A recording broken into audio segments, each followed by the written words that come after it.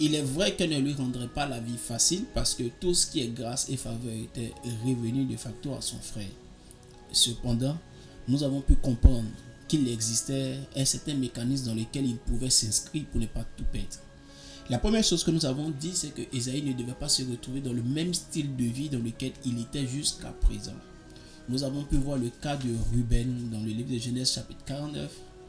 La reproche que son père lui a fait concernant Ruben, ce n'était pas l'erreur du passé d'abord. Il a dit parce que jusqu'à présent, tu t'es encore retrouvé comme étant quelqu'un de tumultueux, quelqu'un d'instable comme de l'eau.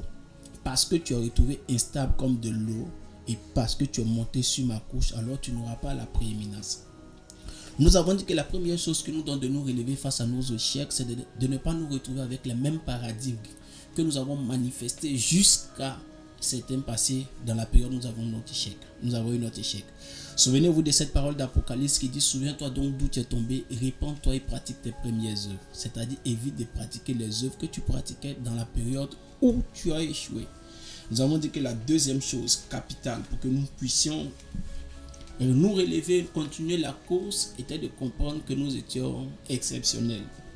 Nous étions différents. Comprenez une chose, Dieu a des différentes manières et méthodes par lesquelles il agit pour le parcours de la vie de certaines personnes. Et j'ai aimé cette expression que plusieurs ont utilisée pour dire Dieu peut utiliser et écrire droite sur des lignes très courtes. Pourquoi? Dieu peut se saisir de tes échecs pour pouvoir te conduire vers un processus d'évolution certain. On pouvait regarder la vie de Joseph et on pouvait croire que Joseph avait échoué. Mais quand nous allons nous rendre compte, c'est que celui qui a été vendu comme esclave a atterri effectivement dans le processus d'accomplissement de son histoire.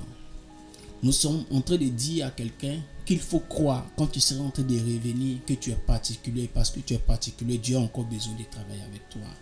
Et la troisième chose que nous avons dit, c'est que nous avons demandé à chacun de pouvoir cultiver la notion de l'excellence. Frères et sœurs, quand tu auras perdu beaucoup d'années, quand tu auras perdu de la place par tes échecs sur le circuit, la seule chose qui te donnera de pouvoir te relever, c'est de cultiver l'excellence. L'excellence ici doit être définie comme étant une exigence que tu te mettras sur toi-même. L'excellence doit être une logique de toujours faire mieux, ne pas se suffire de ce que nous avons déjà fait. Si nous avons de l'excellence, la discipline coulera certainement, naturellement et régulièrement. La discipline sera au rendez-vous pour nous booster à avancer. Voici un peu ce que nous avons dit jusqu'à présent. Aujourd'hui, je voudrais revenir sur quelque chose d'assez fondamental. Cette chose est une question à laquelle bon nombre de personnes se sont heurtées. Chaque fois que Dieu devait rencontrer quelqu'un dans la Bible, avec qui il devait pouvoir faire quelque chose, le constat a été ceci. Dieu s'est engagé à travailler avec ce que la personne avait en main. J'ai envie de te poser la question, qu'est-ce que tu as en main? Lorsque Dieu rencontre Moïse, il lui pose la question, qu'est-ce que tu as en main? Dans le cas de notre frère Ésaü, la question ne lui a pas été posée directement, mais la question lui a donné une certaine réponse. Sans qu'on ne lui pose la question, on lui a déjà dit ce avec quoi il devait opérer. On lui a dit ta solution se trouve dans l'épée que tu auras en main. Or, je veux me rappeler de ce que le Seigneur Jésus a dit à Pierre. La Bible déclare quand il arrive au bord de la plage, il est sur la plage, sur le rivage de la rivière, et il pose la question. Il les regarde en train de pouvoir arranger leur filet et lui dit suivez-moi et je vous ferai plus pêcheur de poissons mais pêcheur d'hommes. Qu'est-ce qu'ils avaient en main? Un filet. Qu'est-ce que toi tu as en main? Lorsque tu reviens avec un passé tumultueux, lorsque tu réapparais, lorsque Dieu veut t'aider, après avoir commis beaucoup d'échecs, connu beaucoup d'échecs, la première question que Dieu te posera toujours, qu'est-ce que tu as en main? Cette question a pour but d'attirer ton attention sur deux choses. Dieu ne t'a pas demandé qu'est-ce que tu n'as plus. Dieu ne t'a pas demandé qu'est-ce que tu voulais avoir. Dieu te pose la question, qu'est-ce qui te reste dans la main? Car pour lui, le plus important, ce n'est pas ce que tu as perdu. Pour lui, le plus important, ce n'est pas ce que tu aurais voulu avoir. Pour lui, le plus important, c'est que tu aies conscience de ce que tu as encore dans ta main. Car il est celui qui est capable de reprendre le processus de reconstruction de toutes choses. Il est celui qui a créé la terre à partir de rien. Tout le processus de la création a été entamé à partir de rien. À plus forte raison, s'il a un seul objet dans la main pour pouvoir travailler. La Bible déclare au commencement Elohim bara, c'est-à-dire Dieu a créé à partir de rien. Sur la base de rien, Dieu a créé. Donc Dieu peut continuer de créer ou Dieu peut recommencer une création, un processus dans ta vie à partir de rien. Je le précise, à partir de rien. Dieu peut démarrer. Mais Dieu veut que tu aies conscience que tu portes et tu transportes quelque chose dans ta main. C'est ce que tu transportes dans ta main qui permettra à Dieu de pouvoir faire quelque chose d'exceptionnel avec toi. Est-ce que tu comprends ce que je suis en train de te dire? Alors Dieu te pose la question, qu'est-ce que tu as dans ta main plutôt que qu'est-ce que tu as perdu ou qu'est-ce que tu aurais aimé avoir. L'accent n'est pas sur ce que tu as perdu, mon frère. L'accent est sur ce qui te reste. Et si tu as conscience que tu as quelque chose en main, peu importe ce que cela est, alors tu dois maintenant focaliser ton attention sur celui qui t'a posé la question. J'aime à le dire, celui qui a fait la promesse est fidèle. Celui qui t'a posé la question a forcément un plan de travail pour toi. Un plan à partir duquel il peut faire quelque chose de nouveau. Il peut partir à partir de la petite chose que tu as en main et créer un nouveau monde pour toi. Développer une nouvelle histoire pour toi. Il ne te laissera pas ainsi si tu te concentres sur ce que tu as en main et si tu te focalises sur sa personne. Il est celui qui a nourri 5000 personnes à partir de 5 pains et 2 poissons. Je voudrais encore te poser une question. Qu'est-ce que tu as en main? Pas qu'est-ce que tu as perdu. Pierre rentre dans l'histoire parce qu'il avait un filet quand il rencontrait le Seigneur Jésus. Et il lui dit, je te déplacerai. Je garderai le filet en image.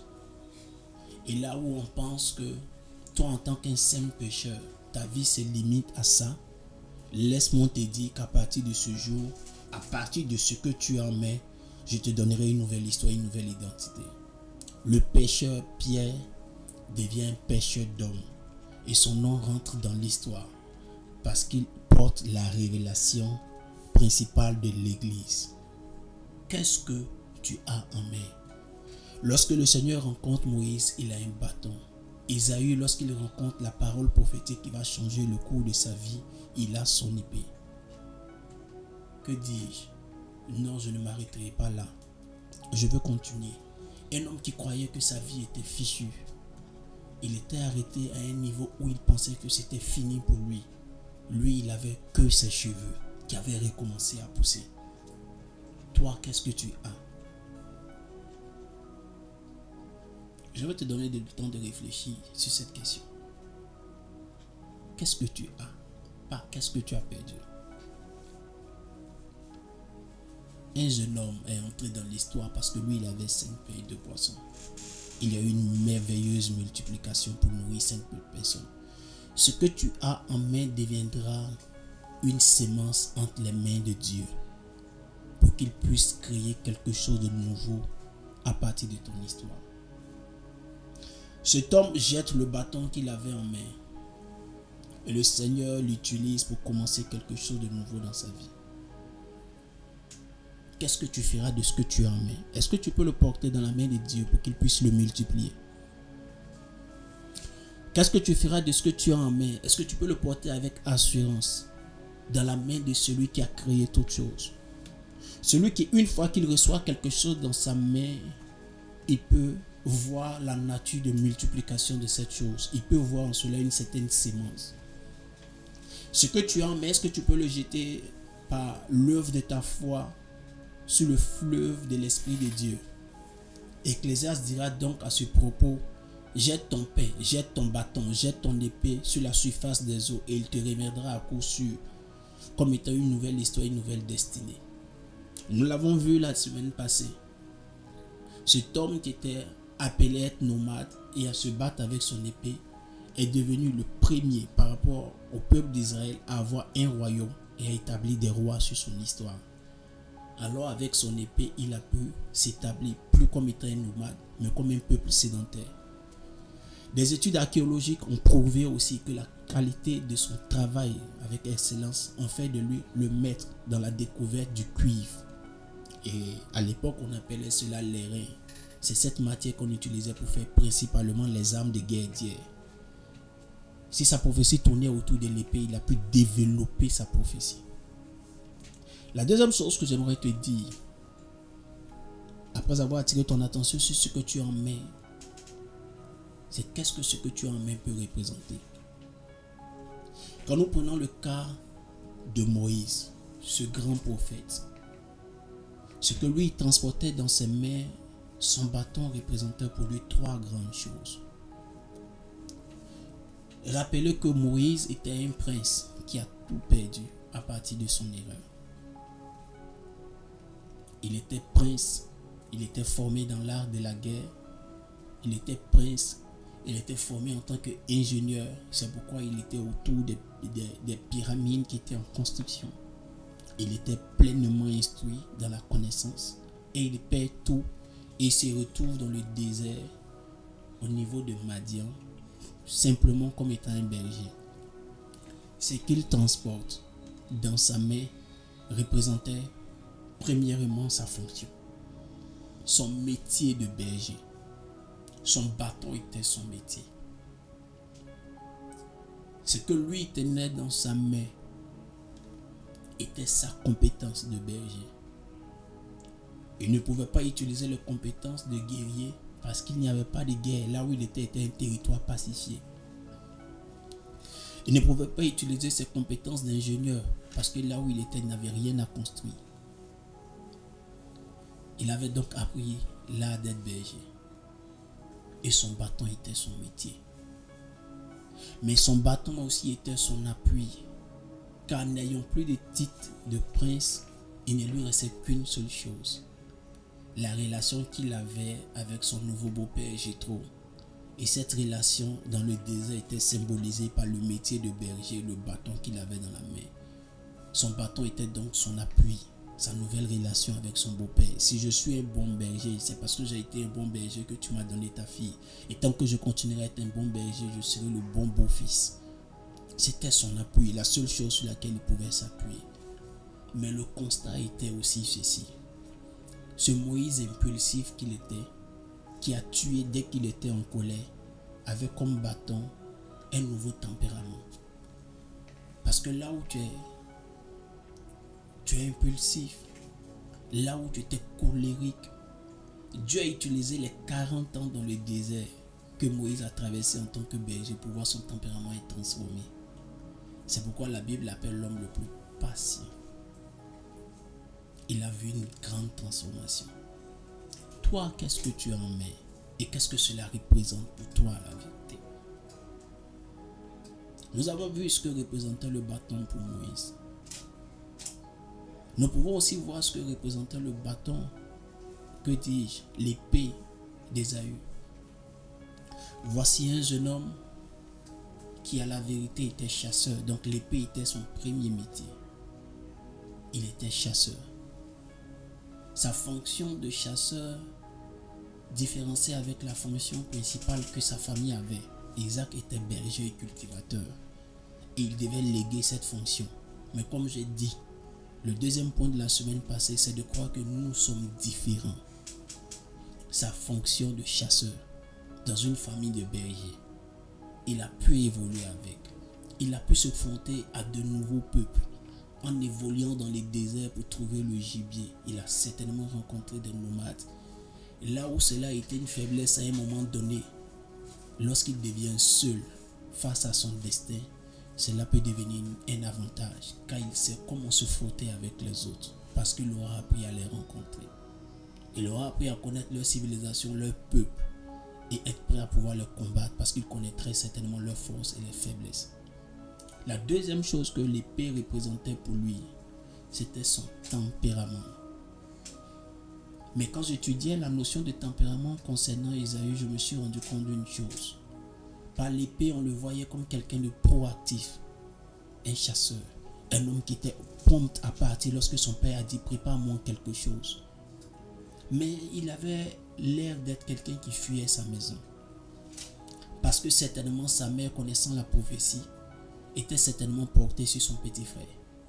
Sa mère, connaissant la prophétie, n'avait peut-être pas le regard particulier sur lui comme il aurait voulu. Regardez comment il se marie. Il se marie même sans l'accord de son père et sa mère. Soit pour se faire mal à lui-même ou pour faire mal à ses parents. J'ai donc compris que son épée était son activité de chasseur. Mais c'était aussi la cachette.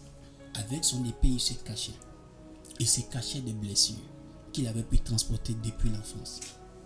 Bon nombre de personnes parmi nous ont dans leurs mains aussi bien un métier, un talent, mais ils ont aussi des stigmates de blessures d'hier qui peuvent inhiber, qui peuvent cacher tout leur potentiel. Je peux te dire une chose, lorsqu'il reçoit l'information que son frère a reçu toute la bénédiction, il a dit: à la mort de mon père, je le tuerai. Il a pris la décision de faire du mal immédiatement parce que c'est ça son tempérament. Son tempérament est attaché à son épée. Mais regardez plus tard, des années passent, 20 ans après, son frère revient avec l'inquiétude qu'Ésaü le tue. Mais quelque chose de particulier, d'exceptionnel se présente dans leur histoire. Ésaü accueille Jacob comme un homme mûr, mature. Je voudrais te dire à toi qui m'écoutes, es-tu amer? Es-tu triste? Es-tu désolé? Parce que tu t'es senti certainement blessé, abandonné à cause de la réaction des autres face à tes erreurs, face à tes échecs. Oh, laisse-moi te dire quelque chose d'assez important. Ta réaction a la capacité de t'élever ou de t'enterrer davantage. Si tu t'affranchis aujourd'hui, si tu te pardonnes à toi-même aujourd'hui, si tu arrives à passer sur tous tes ressentis d'hier, je peux t'assurer d'une chose, rien, mais je précise, rien ne te donnera de perdre ton avenir.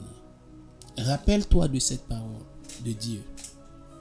Face à Caïn, le péché est tapis devant ta porte, mais toi domine sur lui. Ne permets pas à ton épée de continuer à être la frustration d'hier. Laisse ton épée rester ton talent. Laisse ton épée rester tes potentialités. Laisse ton épée être ta prophétie. Car la troisième chose que représentait l'épée dans la main d'Ésaü, après qu'il ait traité avec sa colère, c'est que l'épée était devenue sa prophétie, sa parole de destinée. Tu as un talent, tu as quelque chose qui te reste, même si cela est petit. Certainement, c'est ton courage à pouvoir être débrouillard. Certainement, c'est ta volonté à ne pas t'arrêter. Ou c'est même l'art de la musique. Car je suis en train de voir quelqu'un qui m'écoute, qui est précisément dans la région de Koumassi. Je peux te voir en train d'être chanteur. Car je te vois en train de faire du zouglou. Je te vois en train de chanter la musique urbaine ivoirienne. Je te vois en train de le faire dans des maquis. Je te vois en train de le faire autour des personnes qui mangent.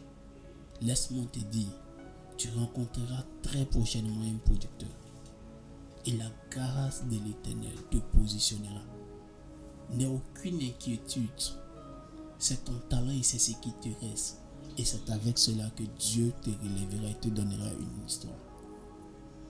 Pendant que je suis en train de parler, je précise. Je vois un de tes pieds dans la région des Gagos. Afin que tu saches que je parle de toi. Toi qui m'écoutes. La grâce de Dieu te repositionnera. Oublie tes blessures. Oublie ton passé tumultueux. Fais comme le psalmiste David. Je veux que la vérité reste au fond de mon cœur. Laisse ton passé passer, concentre-toi sur les jours d'aujourd'hui. tu rencontres aujourd'hui ta parole prophétique qui te dit Dieu utilisera ce que tu as en main pour le multiplier et pour te présenter. Je suis venu avec ce thème pour te dire que c'est un début nouveau pour toi. C'est un démarrage nouveau. C'est une histoire nouvelle qui commence pour toi. Le peu qui te reste en main est utilisé par Dieu pour t'envoyer plus loin. Je voudrais que nous puissions prier le Seigneur. Et ma prière ce soir avec toi est celle-ci. Seigneur, donne-moi la force d'aller à un autre palier. Ma prière avec toi ce soir est Seigneur, donne à mon cœur de s'affranchir de toutes ces douleurs d'hier et de prendre un départ nouveau pour aujourd'hui et à partir de ce jour. Prions ensemble le Seigneur depuis ta position. Parlons à Dieu. Ta vie est sur le point de changer. Ton histoire est sur le point de changer. Tu ne resteras plus à ce même stade, je te l'assure. Je peux voir la grâce de l'Éternel te visiter. Tu ne resteras plus à ce même stade, écoute-moi. Parle simplement à Dieu. Évacue dans ton cœur toute cette douleur. Fais comme Ésaü. Ne te concentre pas sur ce qui t'a été fait. Donne-toi le challenge et le défi. Celui qui est parti avec ce qui est à moi, quand il reviendra, il me trouvera au sommet. Jamais en bas. Oh, c'est le temps de prier. Ta capacité à pouvoir prier ce soir déterminera l'œuvre nouvelle que le Saint-Esprit apportera dans ton cœur. In the Bronze Garden, nous te rendons toute la gloire, notre Dieu, pour ces différents cœurs que tu guéris. Nous te rendons toute la gloire, notre Dieu, pour ces vies à qui tu accordes la force de se pardonner, Saint-Esprit de Dieu. Nous te rendons toute la gloire pour ces vies que tu transformes aujourd'hui même. Merci, Saint-Esprit. Merci infiniment. Merci infiniment pour ces différentes vies qui reçoivent ta touche, Saint-Esprit, pour se pardonner à elles-mêmes et pour pardonner à tous ceux qui leur ont fait du mal. Tous ceux qui ont été d'une manière ou d'une autre acteurs majeurs ou même mineurs dans le processus et dans le blocage de leur vie aujourd'hui. Oh, ils ont certainement appris, ils ont certainement entendu qu'une telle ou telle personne a été par l'objet de la sorcellerie à l'origine de leur blocage. Cela a bloqué leur conscience. Ils ont certainement appris qu'ils avaient été jetés dans l'envoûtement de la boisson. Père, je prie que ta grâce leur donne de se pardonner à eux-mêmes, de pardonner à tous ceux qui leur ont fait du tort et de prendre la route à nouveau. Je voudrais que tu pries pour ce sujet maintenant, avant que nous passions à la série de questions. Je voudrais que tu pries pour dire à Dieu, c'est sur toi que je porte les regards maintenant, pour ce que je transporte dans ma main, pour ce peu de talent que j'ai. Certainement que pour toi, ce n'est que le diplôme du bac. Tu avais certainement voulu aller plus loin et c'est là que tu t'es arrêté parce que ton père est décédé. À peine as-tu fait l'année du BTS et tu n'as pas pu terminer, tu n'as pas pu avoir ton examen. Mais laisse-moi te dire ceci, et cette parole elle est certaine. Dieu fera quelque chose pour toi. Dieu accomplira quelque chose d'exceptionnel. Plusieurs fois tu as présenté les différents concours, mais laisse-moi te dire, la grâce de Dieu te visitera et les concours que tu présenteras cette fois-ci marcheront et tu auras la force et la volonté de reprendre le processus, car je vois tes projets sont clairs. Si je puis simplement avoir ce concours afin que par le concours, par la suite, que je puisse continuer les études en cours du soir, Dieu te permettra de le faire et tu réaliseras ton rêve. Ta vie ne s'arrêtera pas à ce niveau.